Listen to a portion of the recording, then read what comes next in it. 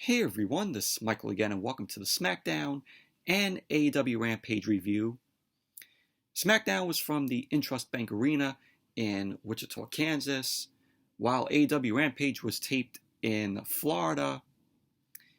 And Smackdown tonight, this was the Fallout show from Crown Jewel, which was yesterday, which I didn't watch Crown Jewel. I was at work when the show was on. While I was on my break at work, popped in, saw, some matches, here and there. I saw the RK Bro versus Styles and Omos, which was predictable. We all knew that RK Bro was going to retain the titles.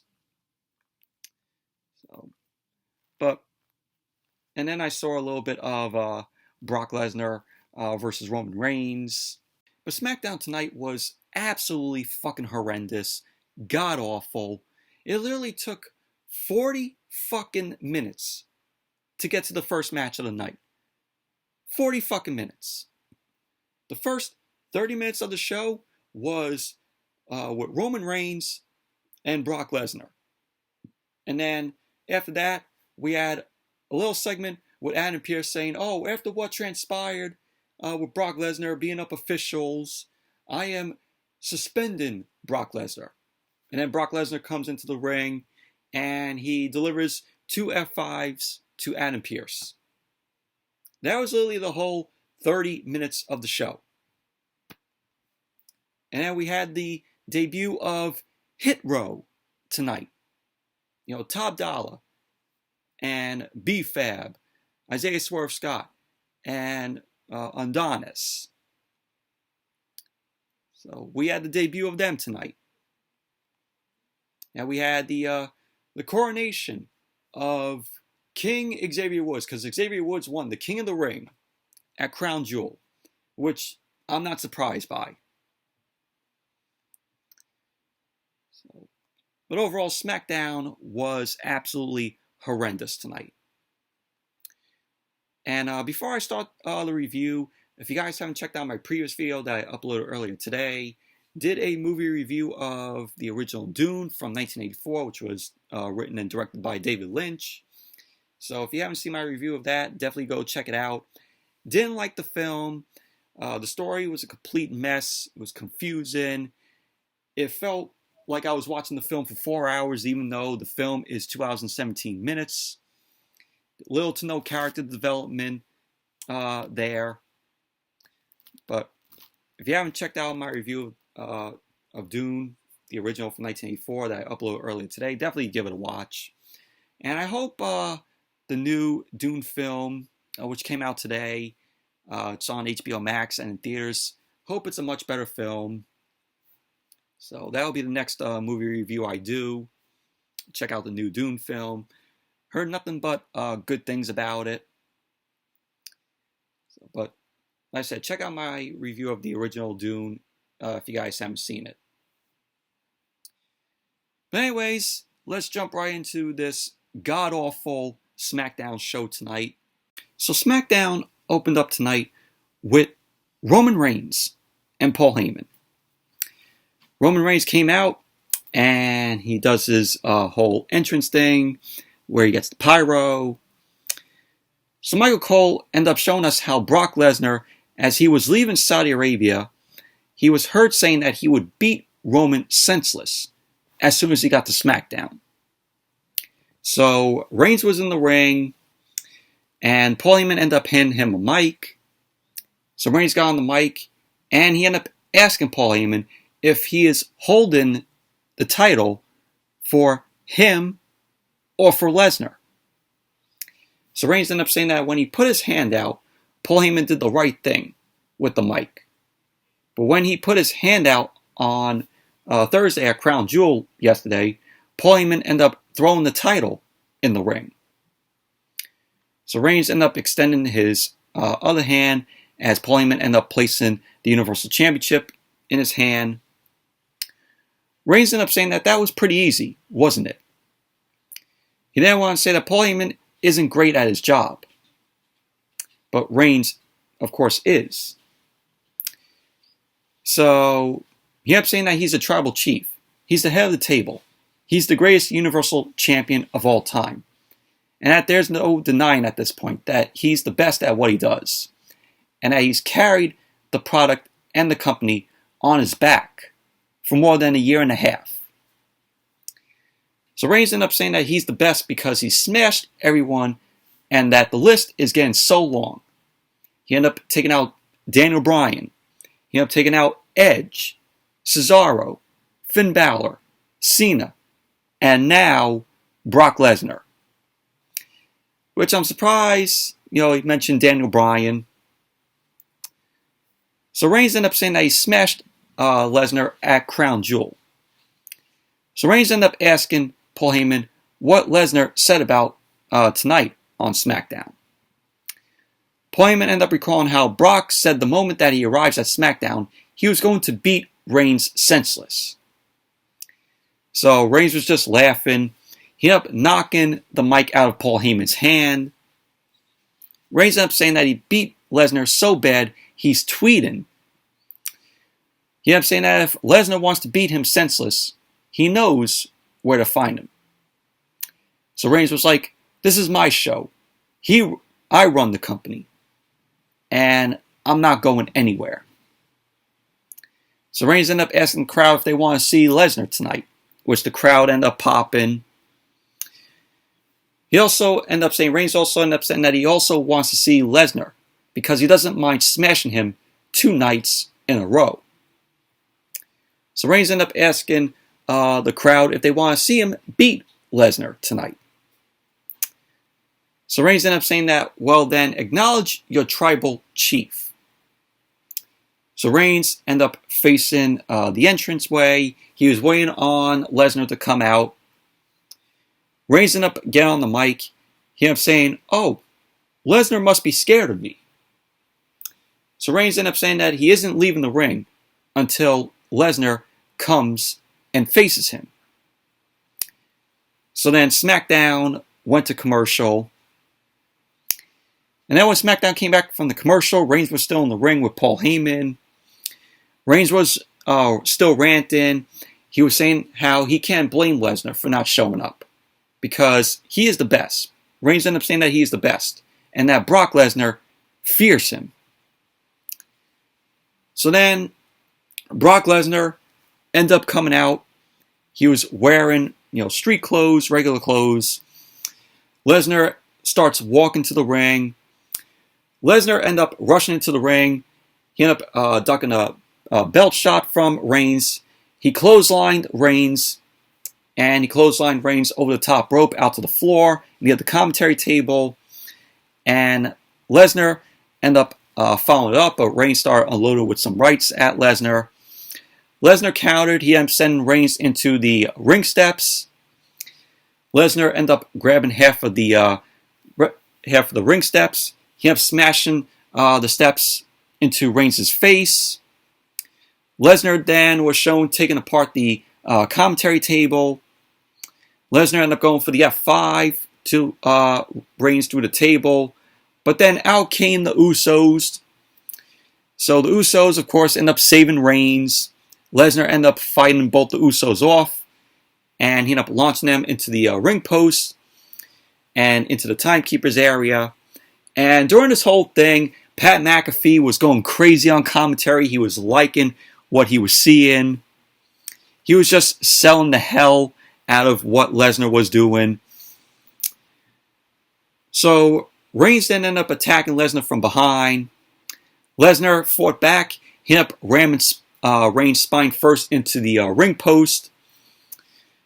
So then we had referees and officials end up coming down. They were trying to talk Brock Lesnar out of this.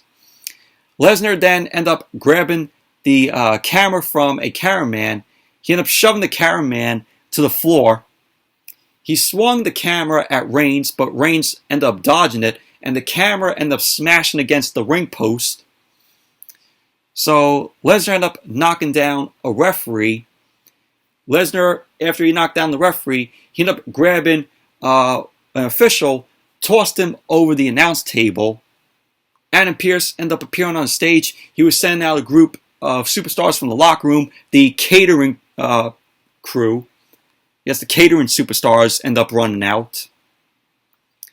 So Lesnar was waiting at ringside. He ended up taking out those guys that ran down, like Drew Gulak, and we saw Rick Boogs and Eric from the Viking Raiders there. And we had Lesnar end up rolling into the ring. He ended up standing tall as the Usos, Roman Reigns, and Paul Heyman end up retreating. Lesnar was just barking at them while holding the Universal Championship. Lesnar ended up raising the championship in the air, and that was how the segment ended. But overall, this was a good segment here with Roman.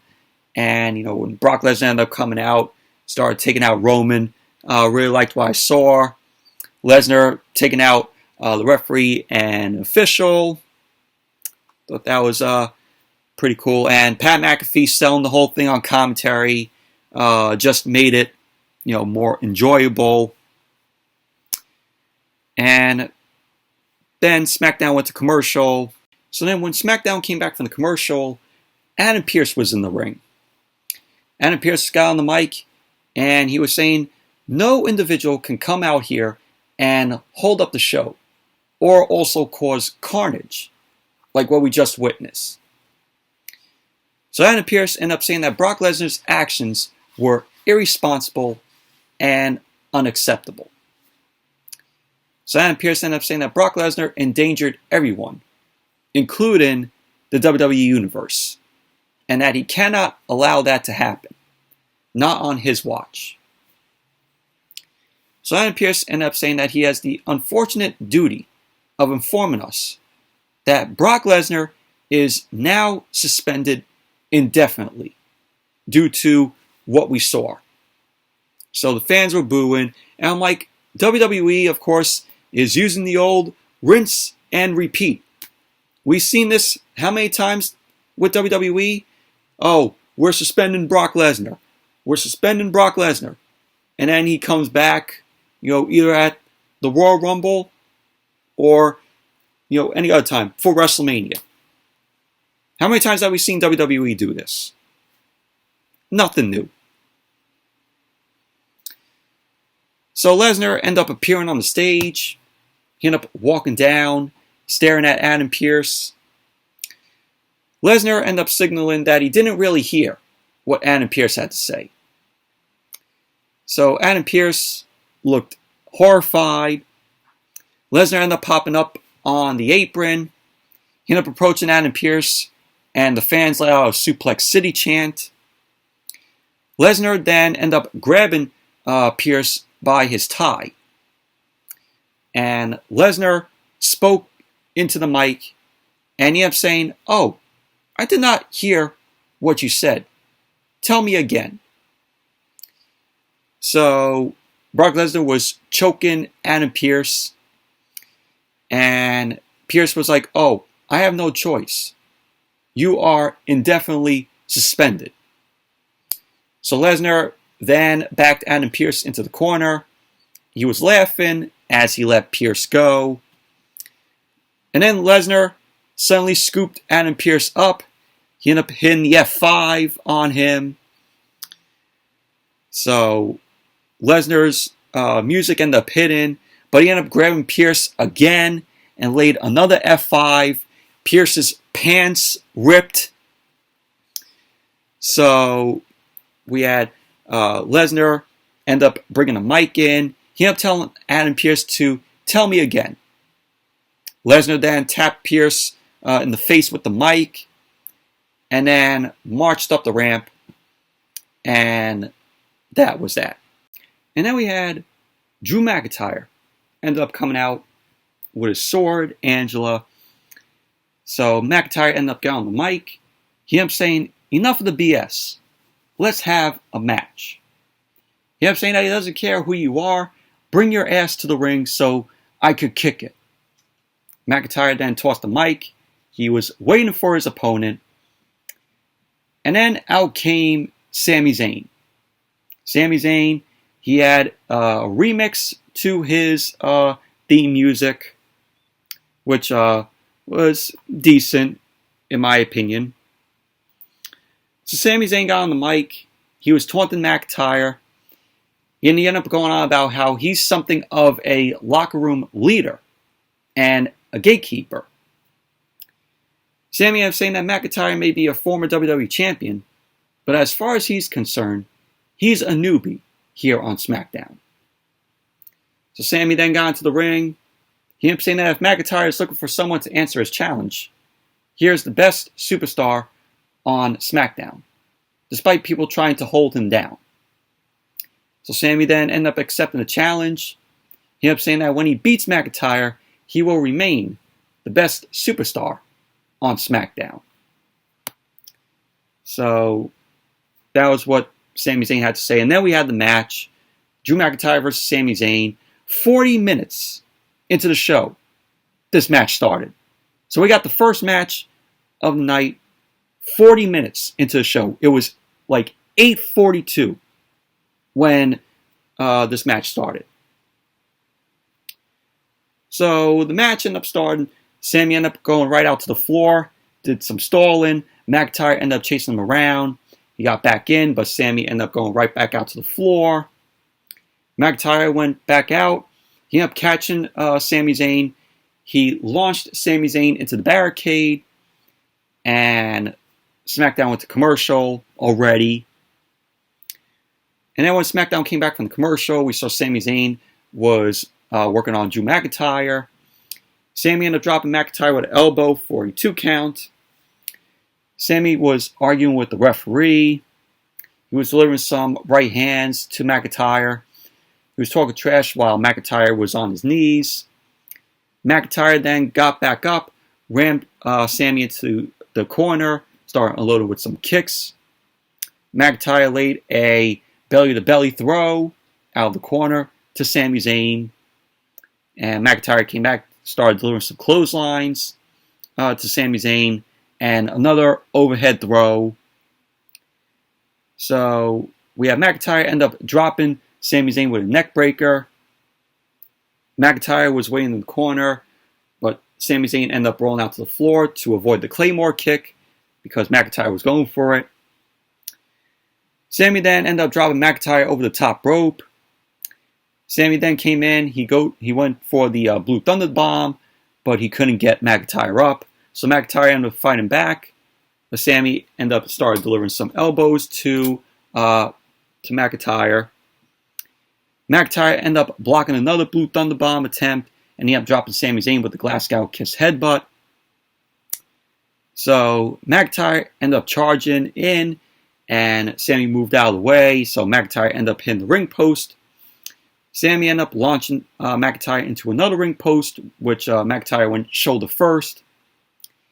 So Sami was waiting to deliver the hula kick, and Sami was mocking McIntyre where he was doing the 3, 2, 1, and then Sami ended up coming in, and McIntyre then delivered the Claymore, and then he went for the cover, and McIntyre ended up winning the match.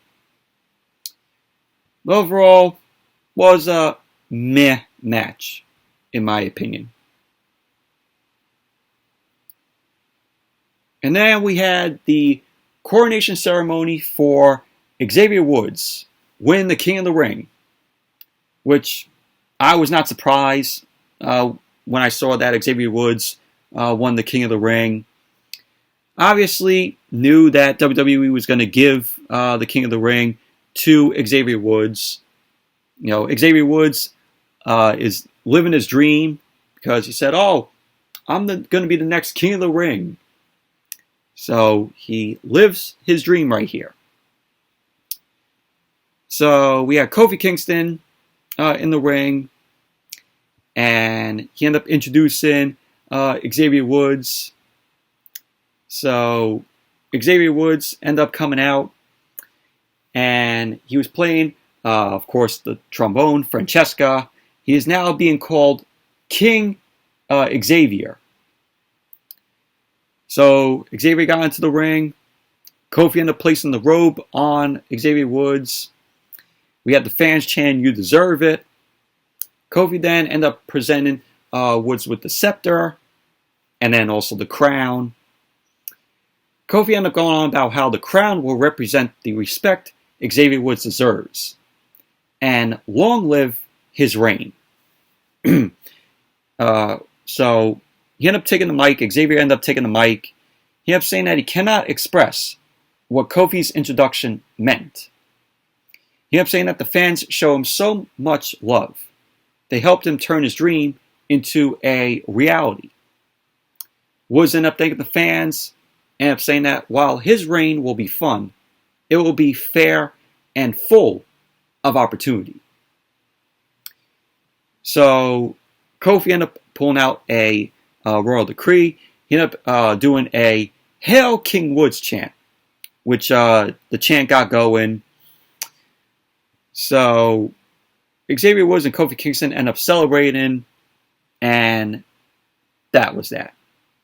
So Xavier Woods living his dream of being king. So I'm like, oh yeah, they're calling him King Xavier, but then, oh, Kofi's like, oh, hail, King Woods. So what are we going for? Are we going to be calling him King Xavier or King Woods?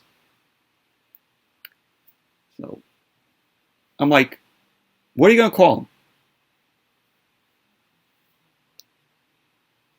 So then we saw Becky Lynch backstage.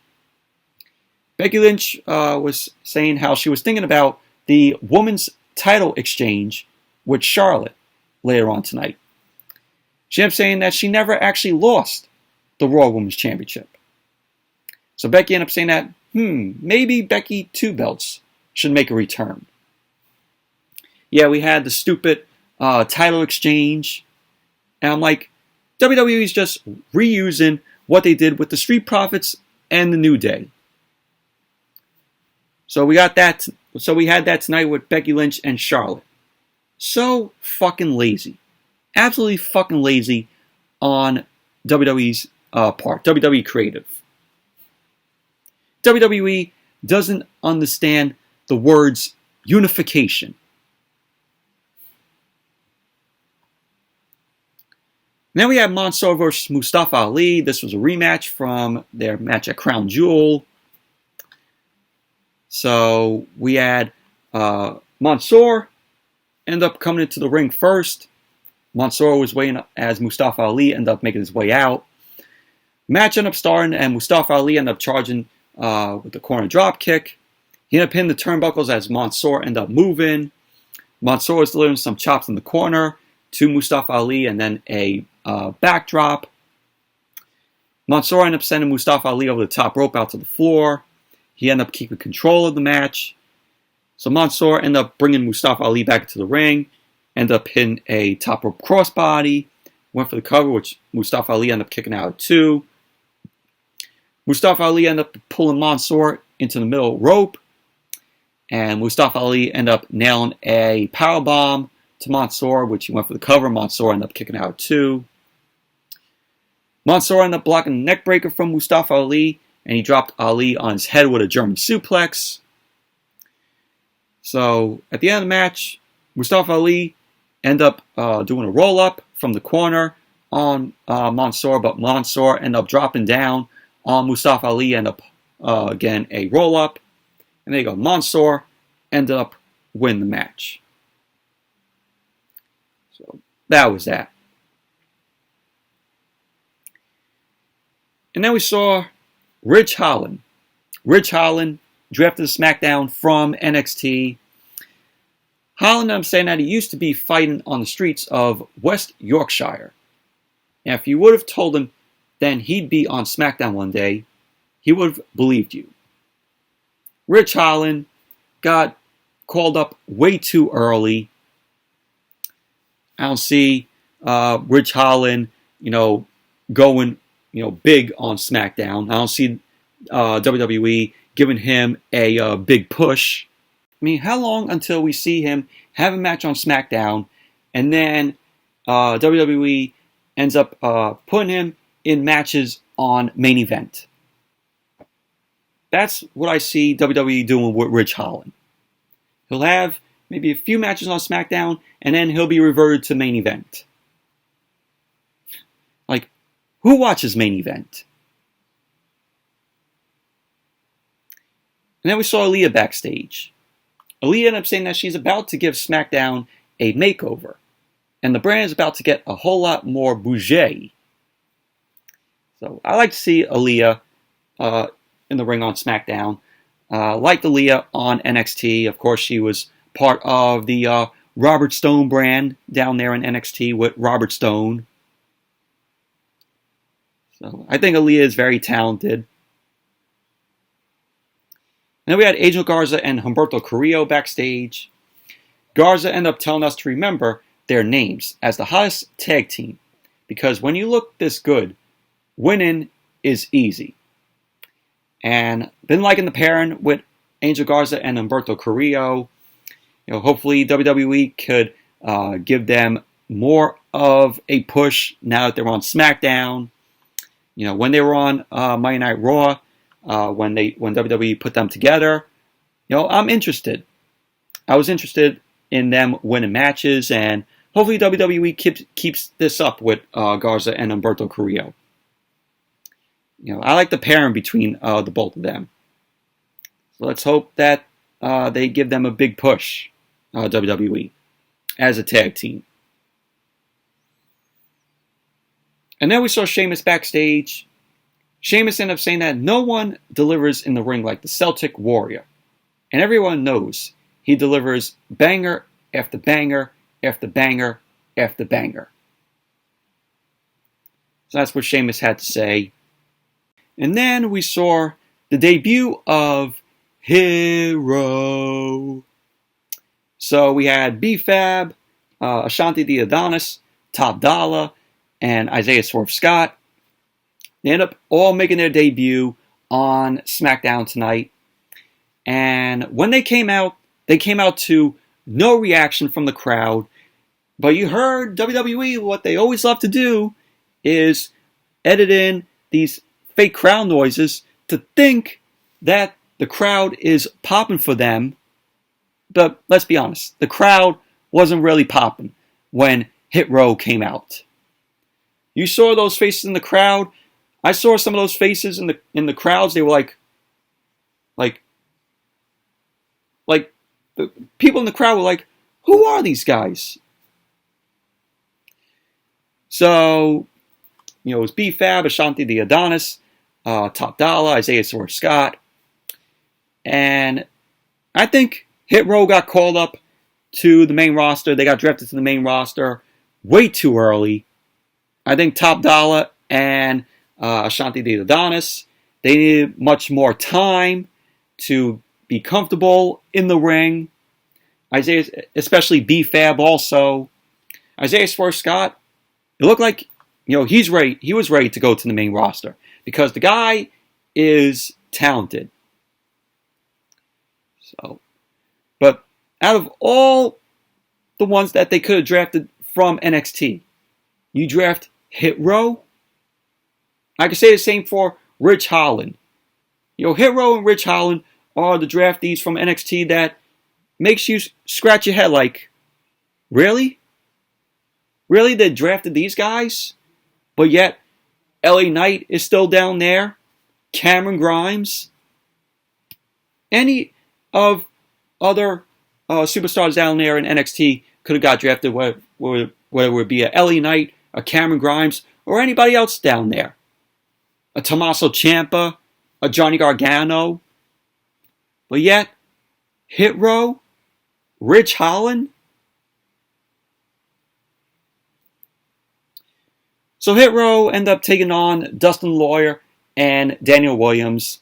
This was a quick match. Isaiah Swerve Scott ended up starting off with Dustin Lawyer. Swerve started unloading some offense on Dustin Lawyer. He tagged him Top Dollar. Top Dollar delivered a senton. He ended up going for the cover, but Daniel Williams ended up coming in to break up the pin. Top Dollar ended up scooping up Daniel Williams. He ended up catching Dustin Lawyer in midair. He held them both, and he delivered a slam to both of them. Top Dollar ended up kicking Daniel Williams out to the floor. He ended up tagging in Swerve for a double team, to Dustin Lawyer. Swerve ended up going for the cover, and there you go. Hit Row ended up winning the match. So that was that. Quick match. So Kayla Braxton was backstage in the trainer's room. She was waiting for an update on Adam Pearce. Sonya Deville ended up coming out of there, and she ended up saying to Kayla Braxton that Adam Pearce will be okay eventually. And she ended up telling Kayla Braxton that he's a little on the fragile side and isn't exactly a spring chicken. Sonya Deville ended up saying that she offered to go deal with Brock Lesnar earlier, but Adam Pearce wanted to handle it himself. And we saw how it ended up. So she ended up promoting the women's title exchange for later on in the night. She ended up saying that it could be explosive. And Adam Pearce ended up leaving her to handle that herself.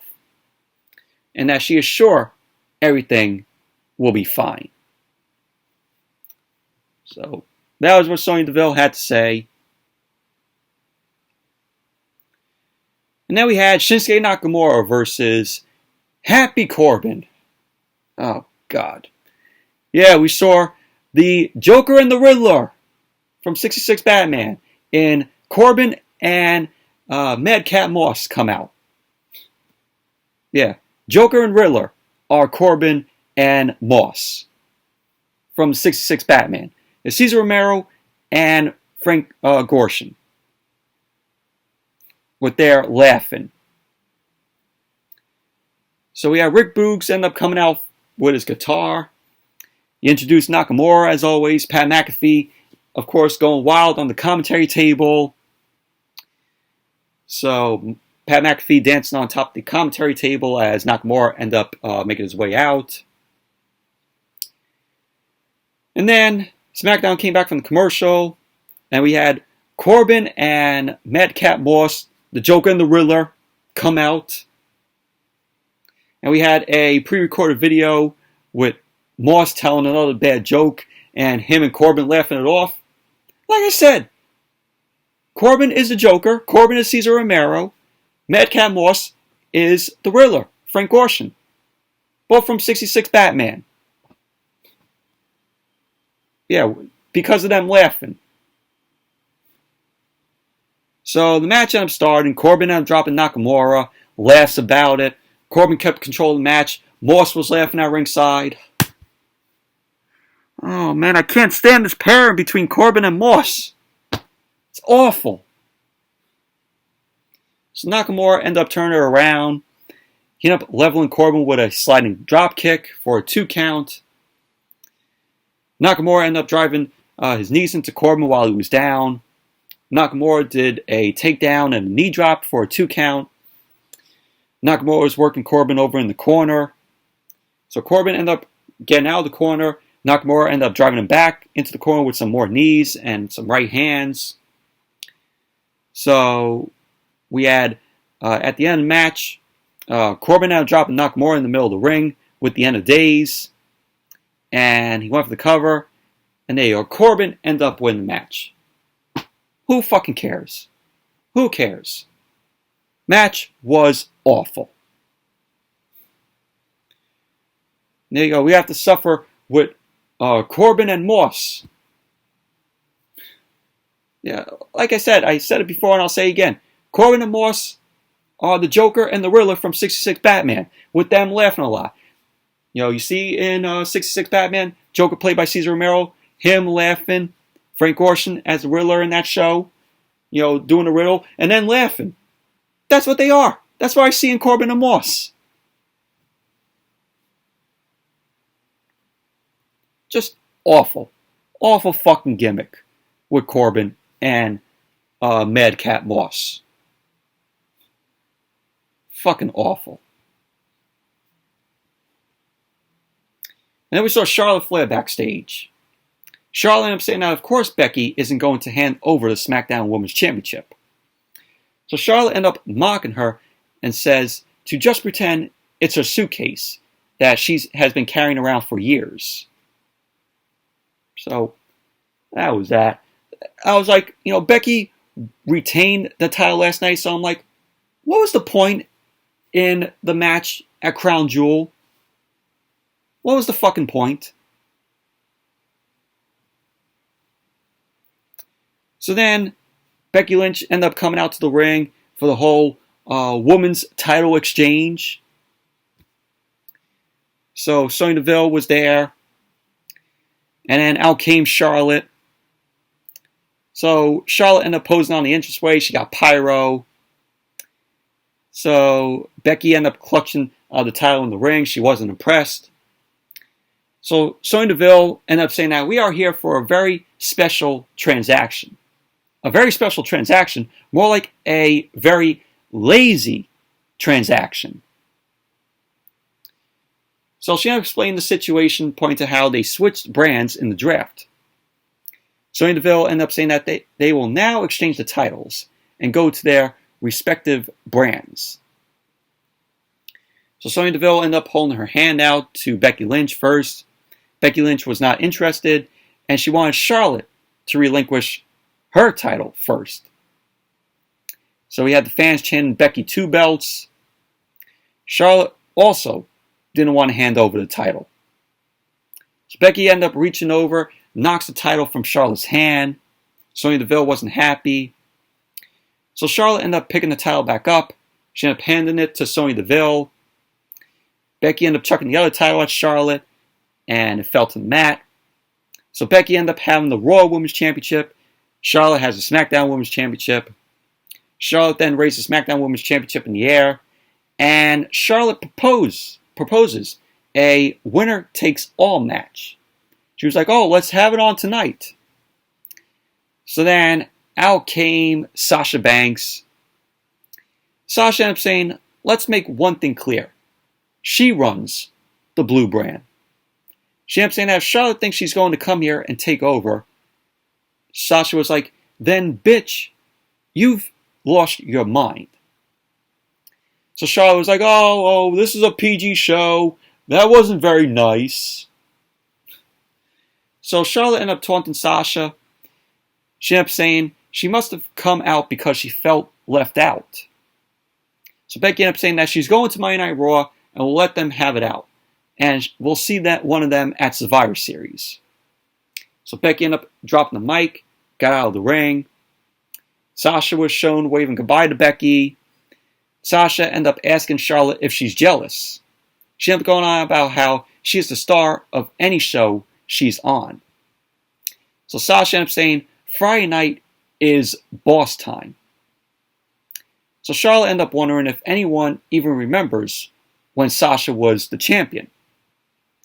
So then Sasha ended up decking Charlotte in the face, and both her and Charlotte started brawling. Charlotte ended up holding on to the top rope to avoid a backstabber from Sasha. She ended up decking Sasha in the mouth. Charlotte tried to retreat, but Sasha ended up delivering the Meteora from the apron out to the floor. Sonya Deville ended up trying to separate them. Charlotte ended up holding her face on the entranceway, and it looked like she was bleeding. So Sasha ended up returning to the apron. She ended up standing tall. Sasha was talking some trash to Charlotte as SmackDown went off the air. But how fucking lazy was this title exchange? Same shit that WWE did with the Street Profits and the New Day. So WWE just rinsed and repeat that right here with just Becky Lynch and Charlotte. Clearly WWE doesn't understand the words unification, because this would have been a lot better if WWE had a unification match. We don't need a Raw Women's Championship and we don't need a SmackDown Women's Championship. We only need one Women's Championship. I can say the same for the tag team titles. We don't need a Raw Tag Team title belt and we don't need a SmackDown Tag Team title belt. We only need one set of tag team title belt, a tag team title belt. Get rid of the fucking women's tag team titles because it's absolutely useless. We only need one women's championship belt and one tag team title belt. We don't need 2 sets of belts. Where's the women's championship or the tag team championship? We need a unification match for the women's titles. I could say the same for the tag team titles. Merge the women's division and merge the tag team division. But WWE, they wouldn't do that. They don't want to do that. Vince and Bruce Pritchard are like, oh yeah, let's not have a unification match. Let's just exchange the titles. So that will be compelling television. Awful. God awful. They won't even do a unification match. They will never do it. We gotta be stuck with 2 sets of titles on each brand, whether it's the women's championship or the tag team titles. We're gonna be stuck with that. Like I said, WWE will never understand the word unification. This whole Smackdown was atrocious, god-awful, horrendous, abysmal. So let's move on to AEW Rampage, which this was a good show tonight. This was taped in Florida. Dynamite, I didn't do a Dynamite review last week because I was out. But Dynamite was on Saturday. Last week it will be on tomorrow night. So I will be reviewing Dynamite tomorrow night. So tonight on Rampage, we kicked off the first round of the AEW World Title Eliminator Tournament, where it was Orange Cassidy versus Powerhouse Will Hobbs. And then we had Dr. Britt Baker, DMD, versus Anna Jay. And in the main event, we had a awesome match with PAC and Andrade El Idolo. This was their second match that they had. But overall, AEW Rampage was a good show tonight. So Rampage opened up with the first round in the AEW World Title Eliminator Tournament. Orange Cassidy versus Powerhouse Will Hobbs. Orange Cassidy came out along with Chuck Taylor. Hobbs ended up coming out along with Hook. And this was a good match here. Orange Cassidy ended up ducking out of the corner before Hobbs ended up charging at him as the match started. Orange Cassidy ended up turning around to a Loop Death Press from Hobbs. Hobbs ended up raining down a flurry of punches on Orange Cassidy. He ended up hooking the leg on Orange Cassidy. So Orange Cassidy ended up kicking out at 2. Hobbs continued to rough up Orange Cassidy with 2 slams. Orange Cassidy's, ribs were taped up. And Matt Hardy was watching at ringside. He was loving what Hobbs was doing to Orange Cassidy. So we had Hobbs end up hammering throws at Orange Cassidy into the corner. So Hobbs hoists Cassidy up on his shoulders, end up shaking him up with a torture rack. Cassidy ended up slipping out the side, and he ended up stacking Hobbs up with an inside cradle. Hobbs ended up trapping Cassidy in the corner. The referee was trying to get Hobbs to back up, and Hobbs picked up the referee and moved him out of the way. So we had Hobbs and the referee arguing still, and Cassidy ended up swooping in, ended up stacking Hobbs up, and there you go. Cassidy ended up winning the match, and Orange Cassidy is now headed to the semifinals in the AEW World Title Eliminator Tournament. And the tournament's going to continue tomorrow on Dynamite. It's going to be Lance Archer versus Eddie Kingston. I like both guys. I would have to say that Lance Archer is going to win the match tomorrow night against Eddie Kingston. And I say that because next week on Dynamite, which Dynamite's going back on Wednesday nights this upcoming Wednesday, it's going to be Jon Moxley versus Dark Order's 10. I sense that Jon Moxley's going to be winning that match, and that will be the last match in the tournament. So Jon Moxley's going to win it. I don't see Eddie Kingston win the match tomorrow night. against Lance Archer because, you're not going to have Eddie Kingston go up against Jon Moxley when, they're paired together. So I sense Lance Archer is going to be win the match tomorrow night. I may be wrong on that. Maybe Eddie Kingston could surprise and win the match. But I'm going with Lance Archer. And then we're also going to see Dustin Rhodes versus Bryan Danielson, also tomorrow night on Dynamite in the World Title Eliminator Tournament. Bryan Danielson, of course, going to win it. So they want to still give Bryan Danielson, that big push.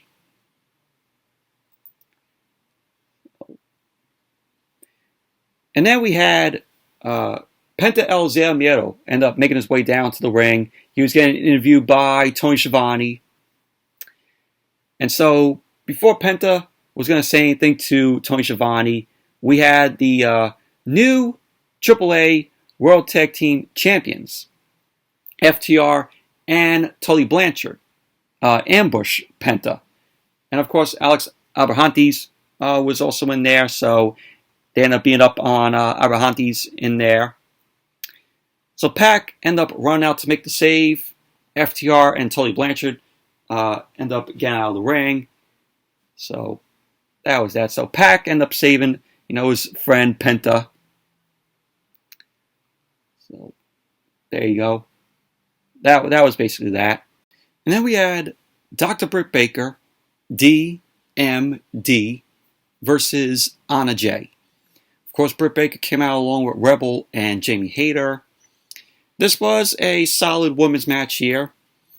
The match started off with Britt Baker ended up forcing Anna Jay up against the ropes. And Britt Baker was looking to go for the lockjaw. Anna Jay ended up trying to reverse it into the Queen Slayer. But Baker ended up evading. She ended up dropping Anna Jay to the mat with a hammerlock, turned wrist lock. Anna Jay ended up delivering a kick to break up the wrist lock. Anna Jay ended up going crashing into the turnbuckle. And we saw Britt Baker end up whipping up a back fist to Anna Jay. Britt ended up going for the cover. And Anna Jay ended up kicking out. So Britt Baker ended up grabbing her glove from Rebel. Britt Baker ended up turning around. She ended up eating the drop kick from Anna Jay. And Anna Jay was looking to go for a cover, but Britt Baker ended up powering out. So Jamie Hayter was shown hopping up on the apron to cause a distraction. Jamie Hayter ended up tumbling down, and Anna Jay ended up locking in another choke. Britt Baker looked like she was starting to fade, and she ended up grabbing the bottom rope in time.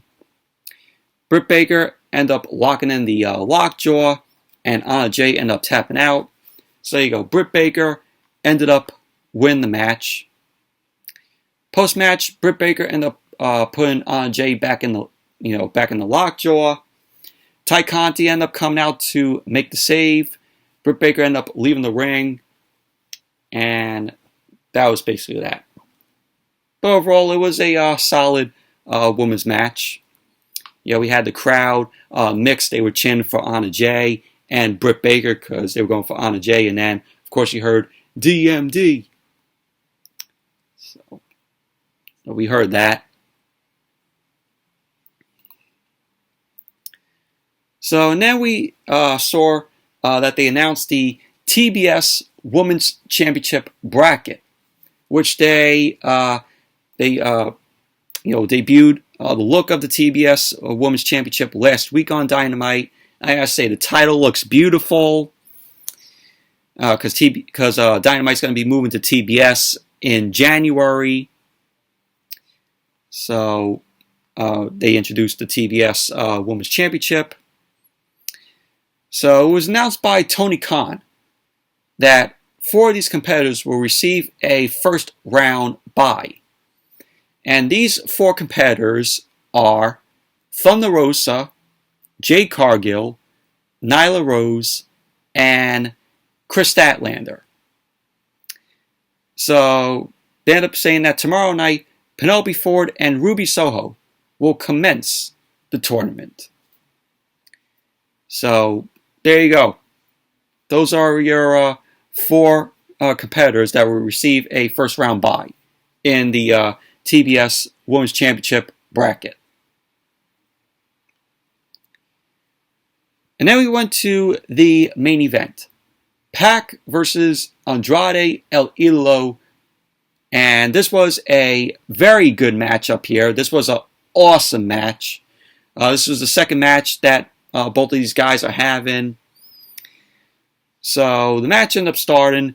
Andrade ended up running straight into a kick from PAC. PAC had some offense, delivered a awesome looking German suplex to Andrade. And he delivered a moonsault onto the outside. And he ended up heading back into the ring. PAC ended up evading a double knee assault from Andrade. And PAC ended up coming back up. He ended up locking a tight chin lock on Andrade. So he slowed the match down, PAC.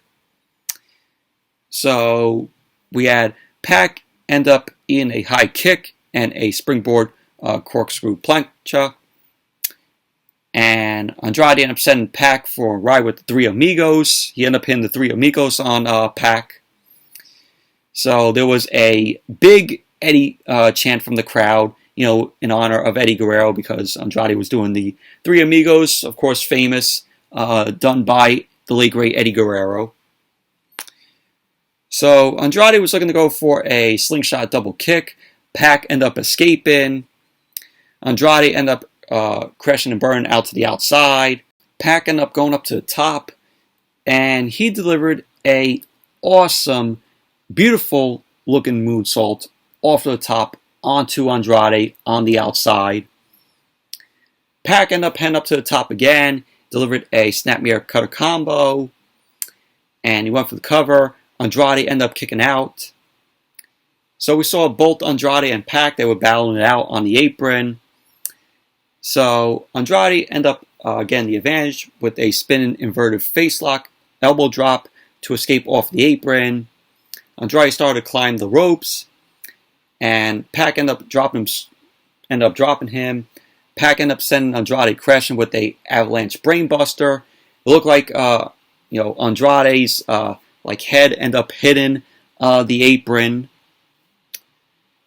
So at the end of the match, PAC ended up putting Andrade in the crucifix pin, and the referee ended up making the 3 count. It was Aubrey Edwards. She made the 3 count, and the lights go out. Once the lights came back on, Malachi Black was standing in the ring. He ended up spitting green mist at PAC. So we just had a beat down. Malachi was being down on PAC. And Arn Anderson ended up coming out. Arn Anderson stood on stage. He went like pow with the gun. And Cody Rhodes ended up coming from behind. He ended up taking it to Malachi Black. And the crowd ended up popping, which I'm like, weren't the fans booing Cody before? And now they're cheering for him? I guess Cody didn't want to, be a heel. With the reaction that he was getting from the fans. So that was basically how Rampage ended. Cody ended up standing tall in the ring. But overall, this was a awesome match between PAC and Andrade. Just good wrestling in this match. I like that awesome looking moonsault that PAC delivered off the top onto Andrade out on the floor. That was just great. But Rampage was a good show tonight. Way better than, of course, fucking Smackdown, which was a god-awful show. But anyways, that's it for my review of tonight's Smackdown and AEW Rampage. Thank you all for watching. Hope you all enjoyed this review. Definitely give the video a thumbs up, comment, subscribe. Be sure to check out my movie review of the original Dune from 1984 if you guys haven't checked it out. So, thank you all for watching, and I will see you all tomorrow night with the Dynamite review.